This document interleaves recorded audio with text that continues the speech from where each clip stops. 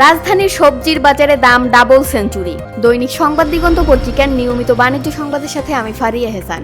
গত ৩ মাস ধরে রাজধানীর সবজির বাজারে দাম নিয়মিত বাড়ছে। বর্তমানে আলু ও কাঁচা পেঁপে ছাড়া হাতে গোনা কিছু সবজির দামই ৮০ থেকে ১০০ টাকার নিচে পাওয়া যাচ্ছে না। এই পরিস্থিতিতে বিক্রেতারা বলছেন আগের তুলনায় বিক্রি কমে গেছে, আর ক্রেতারা এখন বেশিরভাগই আধা কেজি করে সবজি কিনছেন। রাজধানীর বিভিন্ন বাজারে প্রতি কেজি বরবটি ও করলার দাম ১০০ টাকা, কাঁচামরিচ ২০০ টাকা, টমেটো ১৪০ টাকা, বেগুন ৬০ থেকে ১০০ টাকা এবং ঢেঁড়স, পটল, মূলা, চিচিঙ্গা, ধন্দুল ৮০ টাকা, পেঁপে ৩০ টাকা, আলু ২৫ টাকা, কচু ৫০ টাকা এবং মিষ্টি কুমড়া ৮০ টাকায় বিক্রি হচ্ছে। বেসরকারি চাকরিজীবী জাহিদুল ইসলাম বলেন, এতদিন ধরে সবজির বাজারে দাম বাড়ছে, সাধারণ ক্রেতাদের জন্য এত দামে সবজি কেনা কঠিন হয়ে গেছে, তাই তিনি আধা কেজি করে সবজি কিনেছেন। মালিবাগের বিক্রেতা ইদ্রিস আলী ও মগবাজারের হাবিবুর রহমান জানান, সবজির দাম বাড়ার কারণে ব্যবসা কমে গেছে। আগে যেখানে সারাদিনে এক আইটেম সবজি ২০ কেজি বিক্রি করতাম, এখন সেই সবজি সারাদিনে বিক্রি হয় ৫ কেজি। মৌসুম শেষ হওয়ায় নতুন সরবরাহ